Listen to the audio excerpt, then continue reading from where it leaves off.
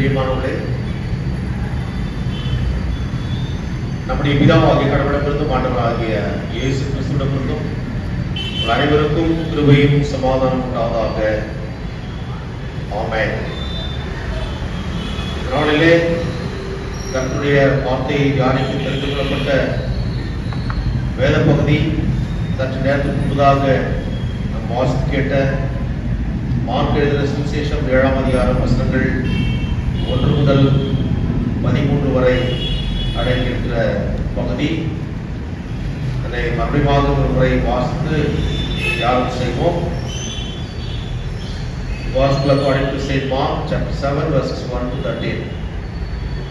எருசலேமில் இருந்து வந்த பரிசேயரும் வேதபாரகரில் சிலரும் அவரிடத்தில் கூடி வந்தார்கள். அப்பொழுது அவருடைய சீஷரில் சிலர் கழுவாத அசுத்த கைகளாலே போஜனம் பண்ணுகிறதை அவர்கள் கண்டு குற்றம் பிடித்தார்கள். ஏனெனில் பரிசேயர் முதலிய யூதர் அனைவரும் முன்னோர்களின் பாரம்பரியத்தை கைக்கொண்டு அடிக்கடி கை கழுவினால் வழிய சாப்பிட மாட்டார்கள். கடையிலிருந்து வரும்பொழுதும் ஸ்நானம் பண்ணாமல் சாப்பிட மாட்டார்கள். அப்படியே செப்புகளையும் கிண்ணங்களையும் செப்பு குடங்களையும் மனைகளையும் கழுவுவதும் அல்லாமல் வேறு அநேக ஆசாரங்களையும் கை கொண்டு வருவார்கள். அப்பொழுது அந்த பரிசேயரும் வேதபாரகரும் அவரை நோக்கி, உம்முடைய சீஷர்கள் முன்னோர்களின் பாரம்பரியத்தை மீறி ஏன் கை கழுவாமல் சாப்பிடுகிறார்கள் என்று கேட்டார்கள். அவர்களுக்கு ஒரு பிரதித்திரமாக, இந்த ஜனங்கள் தங்கள் முதல்களினால் என்னை கனப்படுகிறார்கள், அவர்கள் இருதயமோ எனக்கு தூரமாய் விலகி இருக்கிறது என்றும், மனுஷனுடைய கற்பனைகளை உபதேசங்களாக போதித்து வீணாய் எனக்கு ஆராதனை செய்கிறார்கள் என்றும் எழுதியிருக்கிற பிரகாரமாக மாயக்காரராகிய உங்களை குறித்து ஏசாயா நன்றாய் தீர்க்க தரிசனம் சொல்லியிருக்கிறார். நீங்கள் தேவனுடைய கட்டளையை தள்ளிவிட்டு மனுஷனுடைய பாரம்பரியத்தை கை கொண்டு வருகிறவர்களாய் கிண்ணங்களையும் செப்புகளையும் கழுவுகிறீர்கள் மற்றும் இப்படிப்பட்ட அநேக சடங்குகளையும் அனுசரித்து வருகிறீர்கள் என்றார். பின்னும் அவர் அவர்களை நோக்கி, நீங்கள் உங்கள் பாரம்பரியத்தை கை கொள்ளும்படிக்கு தேவனுடைய கட்டளைகளை வியர்த்தமாக்கினது நன்றாயிருக்கிறது. எப்படி எனில், உன் தகப்பனையும் உன் தாயையும் கனப்படுவாயாக என்றும், தகப்பனையாவது தாயையாவது நிந்திக்கிறவன் கொல்லப்பட வேண்டும் என்றும் மோசே சொல்லியிருக்கிறாரே. நீங்களோ ஒருவன் தன் தகப்பனையாவது தாயையாவது நோக்கி, உனக்கு நான் செய்யத்தக்க உதவி எது உண்டோ அதை குர்பான் என்னும் காணிக்கையாக கொடுக்கிறேன் என்று சொல்லிவிட்டால் அவனுடைய கடமை தீர்ந்தது என்று சொல்லி அவனை இனி தன் தகப்பனுக்காவது தன் தாய்க்காவது யாதொரு உதவியும் செய்ய விட்டாமல் நீங்கள் போதித்த உங்கள் பாரம்பரியத்தினால் தேவ வசனத்தை அவமாக்குகிறீர்கள். இது போலவே நீங்கள் மற்றும் அநேக காரியங்களையும் செய்கிறீர்கள் என்று சொன்னார். ஆண்டவரை நோக்கி வேண்டுதலை செய்வோம். கண்மலை மீட்புறமாகிய கர்த்தாவே, வாயின் வார்த்தைகளும் என்னுடைய இறுதியின் தியானமும் உடைய சமூகத்தில் எப்பொழுதும் பிரீதியா இருந்து எங்கள் அனைவருக்கும் அது ஆசீர்வாதமாக நான் கேட்ட சாட்சிகளாக உடைய வார்த்தை கேட்டு அதன்படி வாழ்ந்து இந்த உலகத்துல சாட்சி பகர்ந்து சாதித்து உங்களை உயர்த்தி எங்களுடைய பிரயாணத்தை தொடர்ந்து நாங்கள் செல்ல கிருபை செய்துள்ளோம். மீட்பர் இயேசு மூலம் ஜெபிக்கிறோம் பிதாவே. ஆமென். கிறிஸ்துவுக்குள் பிரியமானவர்களே, இந்த பகுதிக்கு ஒரு தலைப்பாக நான் கொடுத்திருக்கின்ற ஒரு தலைப்பு டாபிக் என்ன என்றால், dichotomy between tradition and scripture. A dichotomy, a contrast or contradiction between tradition and scripture. ஏனென்றால் ட்ரெடிஷன் என்று பார்க்கும்போது பாரம்பரியம் என்பது மனுஷனால் வந்தது. ஸ்கிரிப்சர் வேதம் தோரா பழைய பார்க்கின்ற கடவுளால் வந்தது. எது முக்கியத்துவம், எதற்கு நீங்கள் முக்கியத்துவம் கொடுக்கிறீர்கள் என்ற ஒரு காரியம். ஏனென்றால் இதுவும் இது மனுஷனால் செய்யப்பட்டது, அழிந்து போகக்கூடியது. இது கடவுளால் உண்டானது, அழிவில்லாது. So that is why I said that a contradiction or a polarity இல்லையா? இதற்கு இருக்கும் நார்த் போல் சவுத் போல்ங்கிற மாதிரி கிட்ட வரவே முடியாது. ஆனால் நடந்தது என்ன என்பதை தான் இந்த நாளில நாம் தியானிக்க முடியும். இரண்டு விஷயங்களை இதன் மூலமாக நாம் அறிந்து கொள்ளலாம். முதலாவதாக, இந்த ட்ரெடிஷன் என்று பார்க்கின்ற போது பாரம்பரியம், காலாகாலமாக பயன்படுத்தி கொண்டு வந்த பாரம்பரியம், நம்முடைய இந்திய அரசியல் சட்ட அமைப்பு கூட பெரிய அளவில் அதனுடைய சோர்ஸ் என்று பார்க்கின்ற போது இந்த ட்ரெடிஷன் யூசேஜஸ் அதை வைத்துதான் அநேக காரியங்களை பயன்படுத்தி அதற்கு பயன்படுத்தியிருக்காங்க. ஆகவே ட்ரெடிஷன் பாரம்பரியம் என்பதை முற்றிலுமாக தள்ளிவிட முடியாது. ஆனால் அதற்கு முக்கியத்துவம் கொடுத்து கடவுளுடைய வார்த்தை தள்ளிவிடுகின்ற போது அது ஏற்றுக்கொள்ளப்பட முடியாது. இங்கே பாரம்பரியமா முதலிலே பார்க்கின்ற போது ஃபர்ஸ்ட் ஒரு பாதி பகுதியில நாம் பார்க்கின்ற போது 7ஆம் வசனம் வரைக்குமாய் 6ஆம் வசனம் வரைக்குமாய் நாம் பார்க்கின்ற போது 1-6ஆம் வசனம் வரைக்குமாய் பார்க்கின்ற போது அவர்கள், அதாவது இந்த பரிசேயரும் வேதபாரகரும் சிலர் எருசலேமிலிருந்து கூடி வந்து அவரிடத்துல கூடி வந்து சேர்ந்தார்கள். ஆண்டவராகிய இயேசு கிறிஸ்துவினுடைய ஊழியத்தை குறித்து அவருடைய அசஸ்மெண்ட் என்ன, அவர்கள் என்ன நினைக்கிறார்கள் என்பதை அங்க சொல்றார்கள். இப்படிதான் ஒவ்வொரு குழுவா வந்து இவர் என்ன செய்யறாருன்றதை பார்த்து இருக்கணும். அதுல இயேசு ஆண்டவரை குற்றம் கண்டுபிடிப்பதற்காகவே இந்த பரிசேயர்களும் வேதபாரகர்களும் நியாயசாஸ்திரிகளும் இருந்தார்கள். அவங்க அநேகர் படித்தவர்கள் நியாயசாஸ்திரிகள் என்பது லா டீச்சர்ஸ், பாண்டித்யம் பெற்றவர்கள், கடவுளுடைய அறிவு, நியாயப்பிரமாணம் மற்ற எல்லா காரியங்களிலும் நன்கு வளர்ந்து தெரிந்தவர்கள். ஆனால் அவர்கள் இவர் என்ன சொல்லுகிறாரோ, இவர் மேசியா என்று உலகத்திலே யோவான் சொன்னதனால் அறிமுகப்படுத்தப்பட்ட இவரை ஏற்றுக்கொள்ளாத படிக்கு, இவர்தான் தேவகுமாரன் என்பதை ஏற்றுக்கொள்ளாத படிக்கு, இவர்தான் கிறிஸ்து என்று ஏற்றுக்கொள்ளாத படிக்கு அவரிடத்துல குற்றம் கண்டுபிடித்து மோசேயினுடைய ஆகமம் இப்படியாக சொல்லுகிறது, நீரோ இப்படி செய்கிறீரே என்று சொல்லி அவர்கள் மோசேயின் மூலமாக சில சட்டதிட்டங்கள் நமக்கு கொடுக்கப்பட்டது. அவரோடு கூட 70 மூப்பர்கள் அவரோடு கூட உடனிருந்து ஊழியத்தை செய்தார்கள். அவர்கள் அதாவது சீனாய் மலையில மோசே போன போது அங்கே அவரோடு கூட மற்ற மூப்பர்களும் சென்றார்கள். அப்பொழுது அவர்களுக்கு வழங்கப்பட்ட காரியங்கள் தான் இந்த பாரம்பரியங்கள் என்று சொன்னார்கள். So they believed that this tradition, Jews believed that there was a body of oral teachings that Moses gave, that was handed down and was eventually codified in the Talmud. அதாவது கிறிஸ்துவுக்குள் பிரியமானவர்களே, இந்த அதாவது இந்த பாரம்பரியங்கள் எல்லாம் மனுஷர்களால் உண்டானது என்று சொல்லி ஆண்டவர் சொல்லுகிறார் மிக தெளிவாக. இவைகள் எல்லாம் ஆண்டவராகிய இயேசு கிறிஸ்து காலத்துல வாய்மொழியாகத்தான் இருந்தது, எழுதப்படவில்லை. 2ஆம் நூற்றாண்டிலே தான் மிஷ்னா, இந்த தால்முட், அது அவருடைய அந்த ஜூயிஷ் அவருடைய அந்த ஓரல் டீச்சிங்ஸ் எல்லாம் இதுல எழுதப்பட்ட அந்த காரியங்கள் அதில் இருக்கிறது 2ஆம் நூற்றாண்டு. ஆனால் இயேசுவினுடைய காலத்துல அது வாய்மொழியாகத்தான் இருந்தது. அது மோசேயிடத்திலிருந்து வந்ததாகவும், ஆகவே அது மிக முக்கியமானது என்று சொன்னார்கள். ஆனால் வேதத்தில் அது எழுதப்படவில்லை. It is not there in this scripture. அதற்கு அவர்கள் அதிக முக்கியத்துவம் கொடுத்தார்கள்.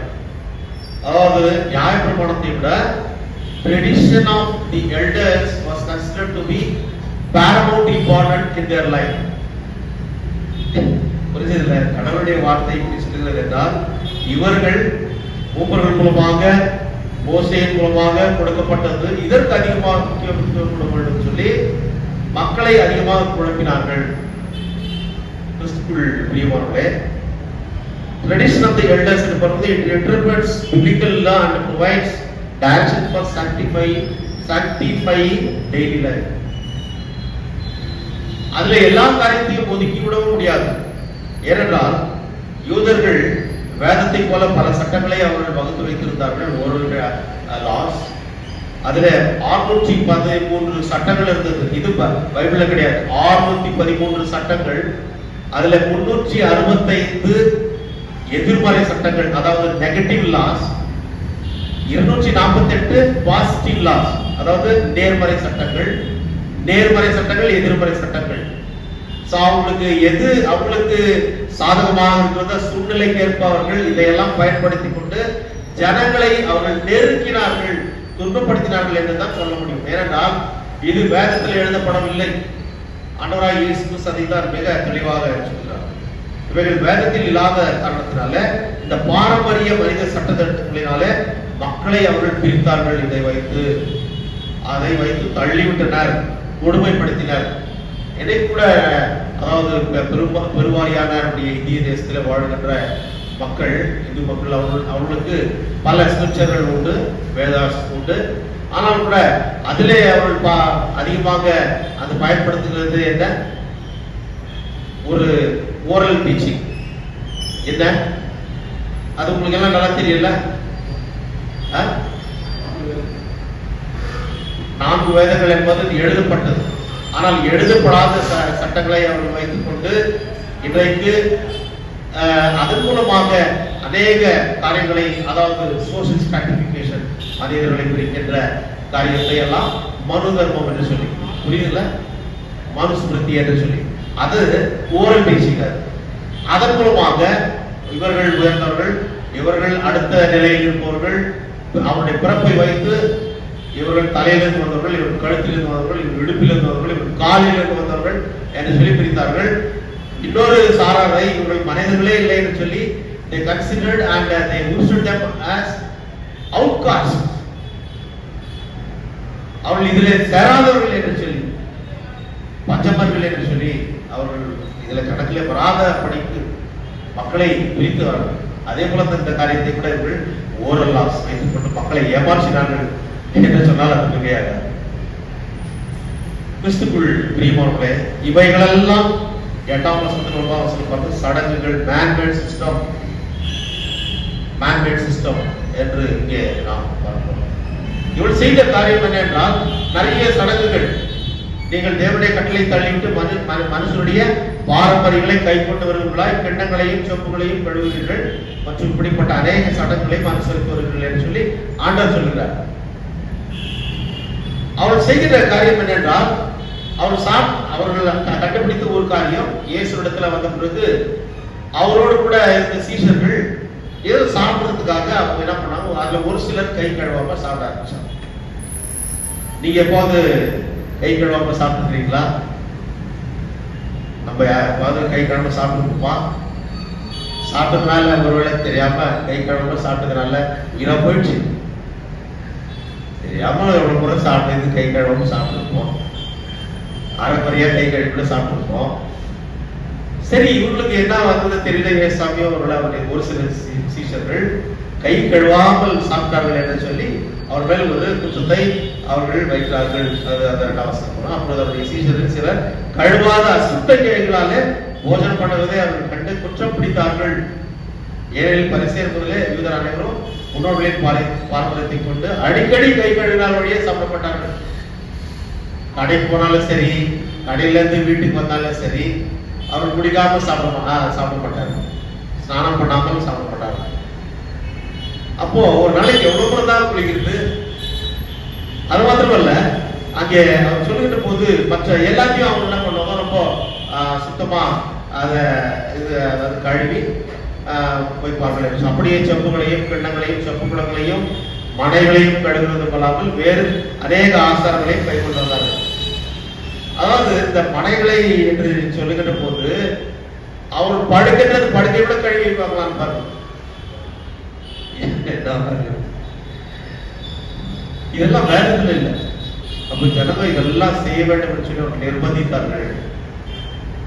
கிறிஸ்துக்குள் பிரியமாக அவருடைய அந்த ட்ரெடிஷன் இப்படி பண்ணிதான் அவர்கள் செய்ய வேண்டும் என்று வேதத்தில் இல்லாத போது ஏன் இவர்கள் மக்களை நிர்பந்தப்படுத்த வேண்டும்? இவங்களெல்லாம் என்ன செய்வார்கள்? யூதர்கள் 3ஆம் வசனத்து 4ஆம் வசனம் பார்க்கும்போது அந்த கையை பார்க்கறதுக்கு தண்ணி எடுத்து இப்படி கழுவாங்க. இந்த உள்ள கையை நல்லா பிசி பிசி பிசி கழுவாங்க. அவனுடைய இது அந்த ட்ரெடிஷன் எப்படின்னா, அடுத்து இந்த கை முஷ்டி இது வரைக்கும் தண்ணி எடுத்து இப்படி கழுவுறது இஸ்லாமிய சகோதரர்கள் கழுவுறதுல பார்த்துருக்கீங்களா? இதெல்லாம் அந்த பாரம்பரியத்துல இருந்து வந்தது.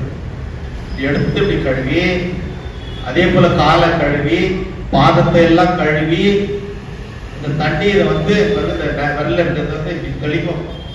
Sprinkling 10 fingers tips should touch the sprinkle. அந்த இது போறோம். கூட ஒரு சிலர் அந்த சோசியல் ஸ்ட்ராட்டிஃபிகேஷன் அந்த கேஸ்ட் சிஸ்டம் பிரகாரம் பிரிக்கப்பட்டவர்கள் சிலர் நம்ம சாமம் வந்து இறைய போட்டு தண்ணியை வந்து போட்டு வழிச்சு தள்ளுவாங்க.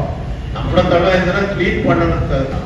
ஆனால் அவர்கள் அது ஆசாரம் என்று சொல்லி சடங்கு இருக்கு. அடுத்து என்ன பண்ணுவார்கள், தண்ணி எடுத்து இப்படி தொளிக்குவாங்க. எல்லாருக்கும் ஸ்பிரிங்கிள் பண்ணுவாங்க. அதெல்லாம் நம்ம இப்போ டீட்டெயிலா டிஸ்கஸ் பண்றது வேண்டாம். இப்படியெல்லாம் செய்கின்ற காரியத்தை இவர்களும் செய்திருக்கிறார்கள்.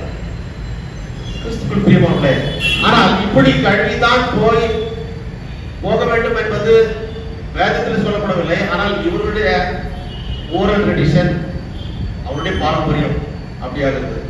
ஆனால் வேதத்தின் அடிப்படையில் யாத்ராகமம் 30:19, யாத்ராகமம் 40:12 நம்ம பார்க்கின்ற போது ஆசாரியர்கள் மாத்திரமே வேதத்தின் அடிப்படையில் தங்கள் கைகளையும் கால்களையும் பாதகம் கழுவி தேவ கூடாரத்தில் அவர்கள் பிரவேசிக்க வேண்டும் என்று ஒரு கட்டளை இருந்தது. ஆரோனுக்கு ஆண்டவர் சொல்கிறார், ஆரோனுடைய பிள்ளைகளுக்கு சொல்கிறார். ஆகவே அந்த ஆசாரிய பணியை செய்யறவர்கள் மாத்திரம் தான் செய்யணும், மற்றொரு செய்யணும் ஒண்ணு இல்லை. ஆனால் இவர்கள் எல்லா மக்களும் செய்ய வேண்டும் என்று சொல்லி நிர்பந்தித்தார்கள். ஆகவே தான் இயேசுவோட கூட இருந்த அந்த சீசர்கள் கை கழுவாம சாப்பிட்டதை பெரிய குற்றமா கண்டுபிடிச்சோம். ஏன்னா முன்னோருடைய பாரம்பரியத்தை பின்பற்றவில்லையே, சொல்லக்கூடாதா? ஏன்னா how dirty they are, இவர்கள் தீட்டானவர்கள் என்று சொன்னார். அப்போது அவர்களை விலக்கி வைக்க வேண்டும் என்ற எண்ணத்தோடு அவர்கள் சொன்னாங்க. அப்போதான் ஆண்டவர் வந்து சரியான அதாவது வேதனை ஏற்படுகிறது.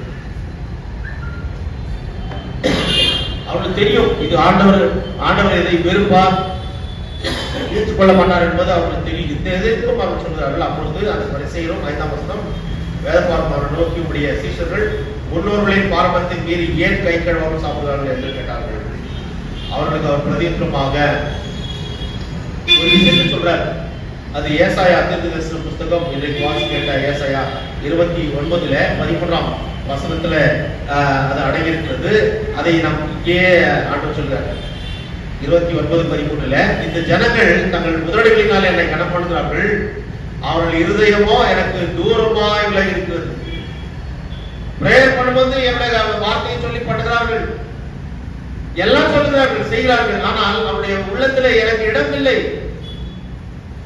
மாய்மாலம் செய்கிறார்கள் என்று சொல்லி ஏசாயா தீர்க்கதரிசி அவர் எழுதியிருக்கின்ற இப்படியாக வீணா எனக்கு ஆராதனை செய்கிறார்கள் என்று சொல்லி அங்கே சொல்கிறதை பார்க்கிறோம். மனுஷனுடைய கற்பனைகளை உபதேசங்களாக போதித்து வீணா எனக்கு ஆராதனை செய்கிறார்கள்.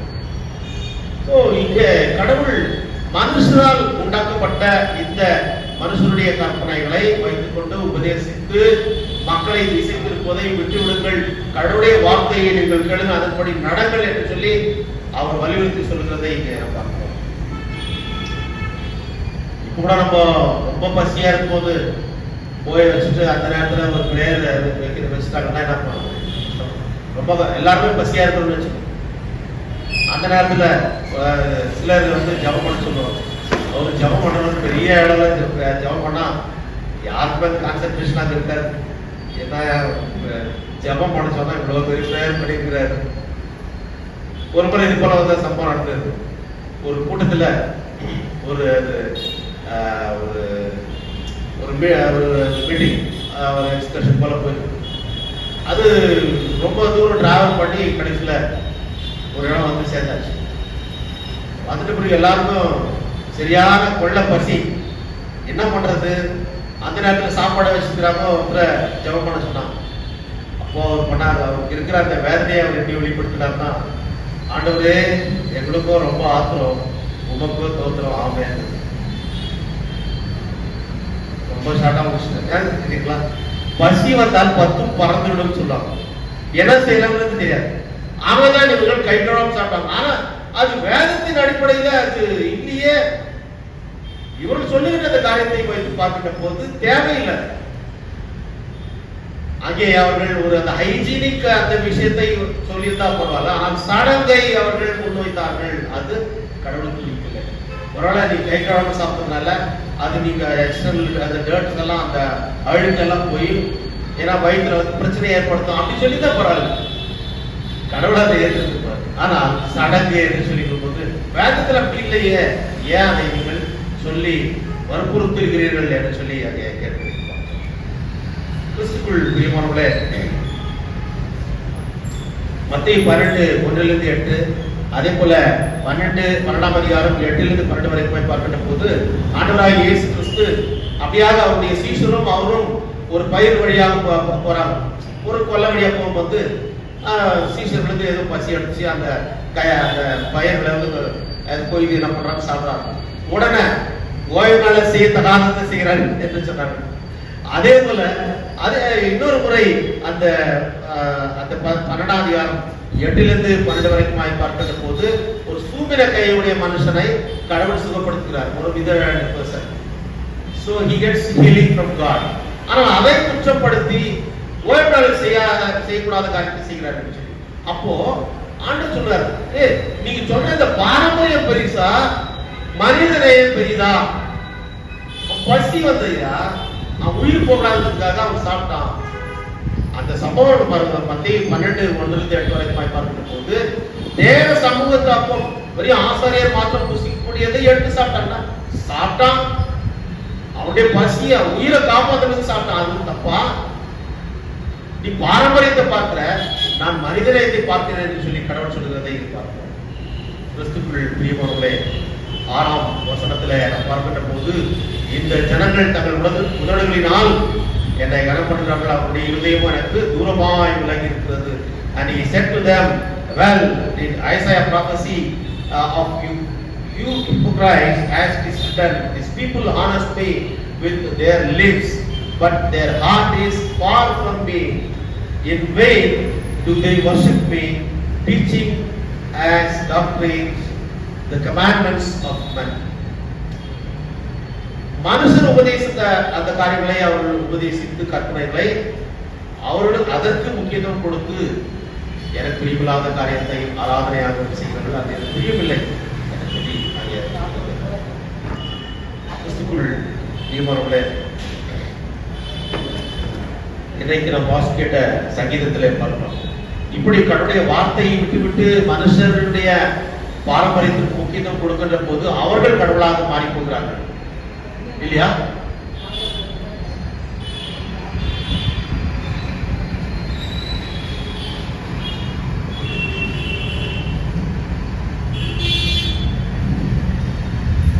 அவர்கள் கடவுள் போல மாறி போகிறார்கள். இன்றைக்கு வாசிக்கிற சங்கீதம் 14:1 மதிகேடன் கடவுள் இல்லை என்று தன் இருதயத்தில் சொல்லிக் கொள்கிறார். மதிகேடன், the foolish says in his heart that there is no God.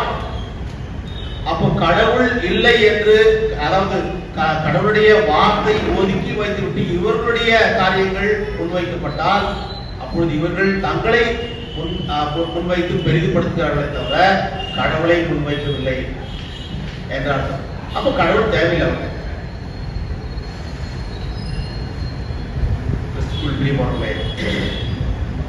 ஆகவே சொல்லுகின்ற இந்த காரியத்தை பார்த்து கடவுளுக்கு ஒரு வேதனை ஏற்படுகிறது. 9ஆம் வசனத்தில் பாருங்கள், சொல்லுகிறார், பின்னும் அவர் அவர்களை நோக்கி, நீங்கள் உங்கள் பாரம்பரியத்தை கை கொள்ளும்படிக்கு தேவனுடைய கட்டளைகளை வியர்த்தமாக்கிறது நன்றாயிருக்கிறது. And he said to them, you have a fine way of rejecting the commandments of God in order to establish your own tradition. உங்களுடைய அந்த பாரம்பரியத்தை நிலைநிறுத்துவதற்காக நீங்கள் கடவுளுடைய நியாயப்பிரமாணத்தை, கடவுளுடைய வசனத்தை தள்ளி விடுகிறீர்கள். இது நியாயமாக, இது ரொம்ப எளிமையான விஷயத்தை, தந்திரத்தை, உபாயத்தை நீங்கள் கடைபிடிக்கிறீர்கள். இது நல்லதில்லை. எப்படின்னா, இன்னைக்கு வாசி கேட்ட ஏசாயா தீர்க்கதரிசன புஸ்தகத்துல நாம் பார்க்கின்ற போது இப்படியாக நாம் பார்க்கிறோம். ஏசாயா 29:19-19 16 குயவன் களிமண்ணுக்கு சமானமா எண்ணப்படலாமோ. குயவன் இஸ் a creator. நாமெல்லாம் களிமண், we are all creation. நாம் அவருக்கு சமமாக நம்மை நினைத்து விட முடியுமா? நம்முடைய எண்ணங்கள், நம்முடைய பாரம்பரியங்கள் கர்த்தருடைய நியாய பிரமாணத்துக்கு சமமாக முடியுமா? அப்படிதான் முட்டாள்தனத்தை அவர்கள் செய்தார்கள் என்று சொன்னால் அது மிகையாகாது. You have a fine way of rejecting the commandment of God in order to establish your tradition. He is ignoring. Jesus is ignoring their tradition. அந்த பாரம்பரியம் தேவையில்லை. வேதத்தில் என்ன சொல்லப்பட்டிருக்கிறது என்று பாருங்கள். இப்படி சொல்லித்தான் மற்ற எல்லா கரைகளிலும் மற்ற மக்களை நீங்கள் எல்லா மக்களையும் நீங்கள் மோசம் போக்குகிறீர்கள் என்று சொல்லி அவர் சொல்கிறார். அதுல ஒரு உதாரணத்தை தான் 10ஆம் வசனம். அடுத்ததாக நாம் பார்க்கின்ற போது அது மிக முக்கியமான ஒரு காரியமாக இங்கே வருகிறது. பாரம்பரியமா அல்லது கர்த்தருடைய வசனமா என்று சொல்லி இங்கே அவர் நிலைநிறுத்துகிறார். 10ஆம் வசனத்தில் எப்படி உன் தகப்பனையும் உன் தாயையும் கனம் பண்ணுவாயாக என்றும் தகப்பனையாவது தாயாவது நிந்திக்கிறவன் கொல்லப்பட வேண்டும் என்று மோசே சொல்லி இருக்கிறானே இல்லையா? சொல்லப்பட்டிருக்குதுல. பழைய ஏற்பாட்டில பார்க்கின்ற போது ஒரு பெற்றோரை நிந்தித்தால் அவர்கள் கொல்லப்பட வேண்டும் என்று சொல்லி யாத்ராகமம் எக்ஸோடஸ் 21:17 யாத்ராகமம் 21:17 இருக்கிறது. அதே போல லேவியராகமம் 20ஆம் அதிகாரம் 9ஆம் வசனத்துல இருக்கிறது. ஒருவன் தன்னுடைய பெற்றோரை நிந்தித்தால் அவன் கொல்லப்பட வேண்டும்.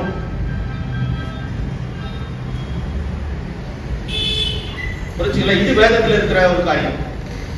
நிறைய பேர் சொல்லுவாங்க, என்ன பெத்த இல்ல, என்ன பெத்த படிக்க வேண்டிய காலத்துல கீழ்படிய மாட்டாங்க, படிக்க மாட்டார்கள், ஆலயத்துக்கு வர மாட்டார்கள். கடைசியில பெரியவர்களான பிறகு அந்த பொறுப்பில்லாமல் போகின்ற போது அவர்கள் தன்னுடைய பொறுப்பை மறந்து போவார்கள். அப்போ வேலை செய்யறதுக்கும் படிப்பு இல்லை, படிப்பு இருந்தா தானே வேலை கிடைக்கும். வேலையும் செய்யவில்லை, சம்பாதிப்பும் இல்லை, வீட்டுல இருப்பாங்க. அப்போ சொல்வார்கள், ஏடா போடாதா படிக்கிற காலத்துல சொன்ன படிக்கலாம் கேடா நீ. அப்போ சொல்றாரு, ஏன் இந்த பெத்த நீ பெத்த இல்ல சோற்போடு இதன படித்த பிறகு சிலர் போய் வேலையை தேட வேண்டும் இல்லையா? பெற்றோர்களே எல்லாத்தையும் வேலை வாங்கி கொடுக்க முடியுமா? அந்த காலத்துல இருந்தது. இந்த காலத்துல அப்படி இல்லையே, காம்படிஷன், பெரிய அளவுல போட்டி. ஆனா பட்ச இப்போ இது வேலை இல்லை, வேலை வாய்ப்பு எல்லாவற்றையும் பெற்றோர் மேல திணித்து அவளை நிந்திக்கின்ற போது அது கடவுள் பிரியமாய் அதை ஏற்றுக்கொள்வது கிடையாது. ஆனால் பெற்றோர்களை நேசிக்க வேண்டும், அவர்களை கனப்படுத்த வேண்டும் என்று சொல்லி கடவுளுடைய வசனத்தை வேதம் சொல்லுகிறது. அங்கே 16ஆம் வசனம் பாருங்கள். நீங்களோ அந்த 10ஆம் வசனம் எப்படி உன் தகப்பனையும் உன் தாயையும் கனம் பண்ணுவாயாக. இது எந்த கட்டளையில நம்ம பார்க்கிறோம்? 4ஆம் கற்பனை, நீ நன்றாயிருப்பதற்கும் பூமியிலே நெடுநாள் இருப்பதற்கும் உன் தகப்பனையும் உன் தாயையும் கனம் பண்ண வேண்டும் என்று சொல்லி யாத்ராகமம் 20ஆம் அதிகாரம் 12ஆம் வசனம், உபாகமம் 5ஆம் அதிகாரம் 14ஆம் வசனத்துல பார்ப்போம். இப்படி இது வேதத்தில் உள்ளது. கனப்படுத்து என்று சொல்கிறார். நீ நல்லா இருக்கணும்னா நீ அதிக வருஷமாக நீ வாழணும், சந்தோஷமா ஆசீர்வாதத்தோட நம் பெற்றோர்களை கனப்படுத்து என்றார். இது வேதத்தில் இருக்கின்ற காரியங்கள்.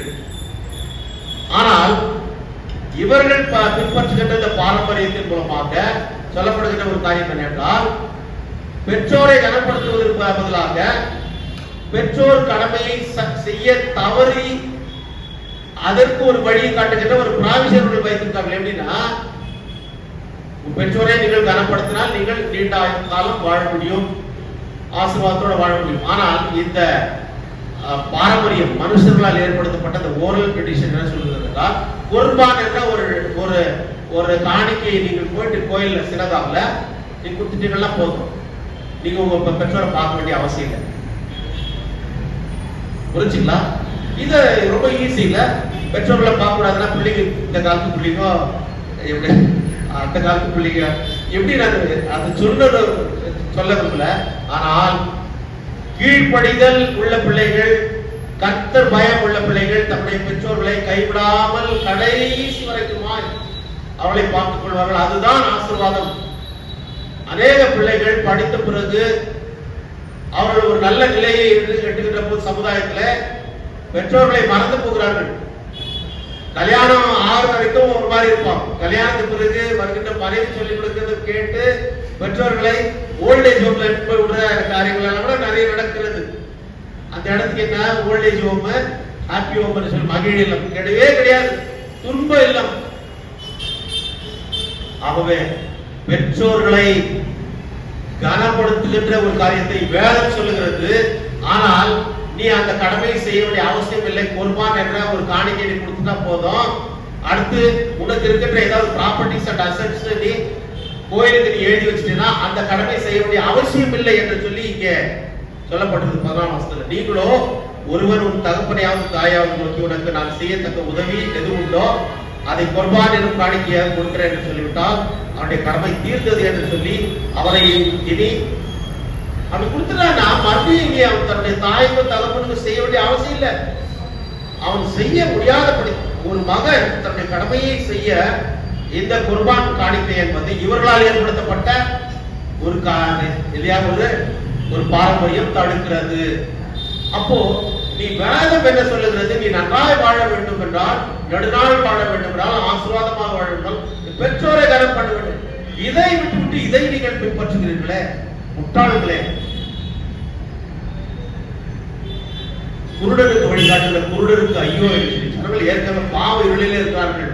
அவர்களுக்கு நியாயப்பிரமாணம் சுவிசேஷம் என்னும் தீபம் அவர்களுக்கு வெளிச்சத்தை உண்டுபடுகிறது. ஆனால் நீங்கள் குருடராக இருந்து அவருடைய அந்த இருட்டிலே இருக்கின்ற அந்த குருட்டுத்தனத்தில் இருப்பவர்களை இன்னும் நரகத்தின் வழியாக கொண்டு செல்கிறீர்களே என்று சொல்லித்தான் வேதனைப்படுகிறது.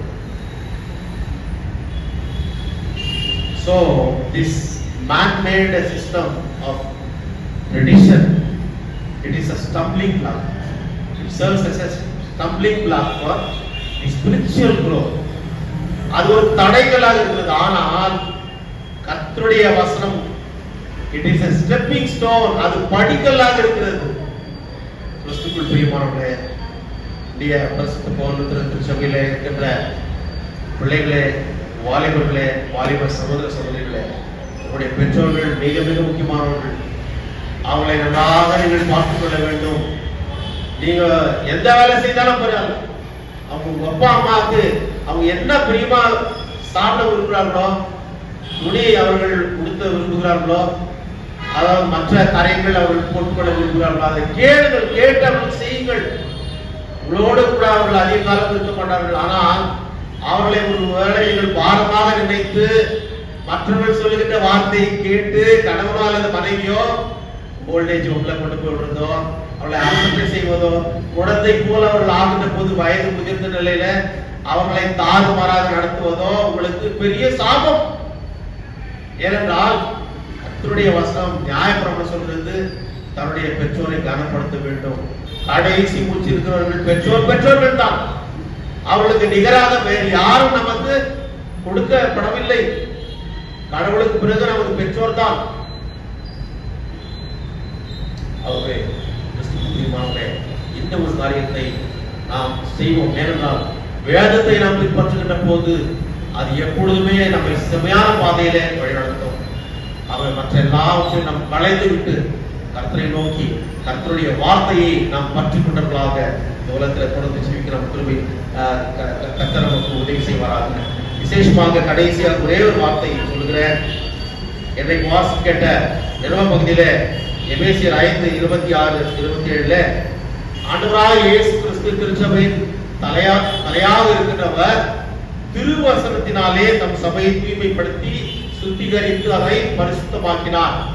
இன்றைக்கு நாம் இப்பேற்பட்ட சடங்காச்சாரங்களினாலோ அல்லது பாரம்பரியங்களினாலோ நாம் மூழ்கி அதனாலே நாம் பரவசப்படுகிறவர்களாகவோ அதிலே வளர்ந்து வருகிறவர்களாக இருந்தால் பரலோகத்தில் நாம் செல்ல முடியாது. கர்த்தருடைய வசனம் மாத்திரமே நம்மை பரலோகத்திற்கு கொண்டு செல்ல வல்லது. ஆகவே திருச்சபையை தம்முடைய திருவசனத்தினாலே அவர் பரிசுத்தப்படுத்தி தூய்மைப்படுத்தி சுத்திகரித்து அவர் அதை அலங்கரித்தார். இன்றைக்கு உன்னுடைய என்னுடைய உள்ளங்களிலே கர்த்தருடைய வசனம் அலங்கரிக்கப்பட வேண்டும். இல்லை என்றால் பிரயோஜனம் கிடையாது. மற்ற எல்லா சடங்காச்சாரங்களையும் தூக்கி போடுங்கள். அது நமக்கு ஒரு அது it is not a primary one, it is a secondary R tertiary. கடைசியாக தான் இருக்க வேண்டும். அது பாரம்பரியம் என்று சொல்றது ஒருவேளை நம்ம கிறிஸ்துமஸ் கொண்டாடுறோம், இந்த நாள்ல தான் நடந்தது என்று தெரியாது. ஆனால் ஒரு குளிர்காலத்தில் நடந்தது, அது ஒரு பாரம்பரியம். வேண்டாம் என்று நம்ம ஒதுக்கவில்லை. ஆனால் இந்த நாள் இதுதான் என்று சொல்லி வேதத்திற்கு அது நிகராக வைத்துக் கொண்டு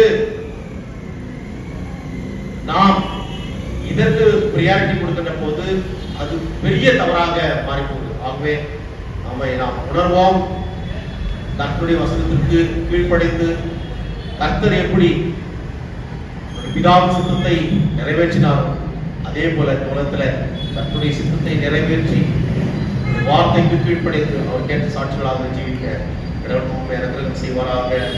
ஆமென். எல்லாவற்றுக்கும் மேலான தெய்வீக சமாதானம் நம்முடைய இருதயங்களையும் சிந்தனைக்கும் கிறிஸ்து இயேசுக்குள்ளாக நம்மை பலப்படுத்தி காப்பாராக. ஆமென். ஸ்தோத்திர கீதத்தை பாடுவோம்.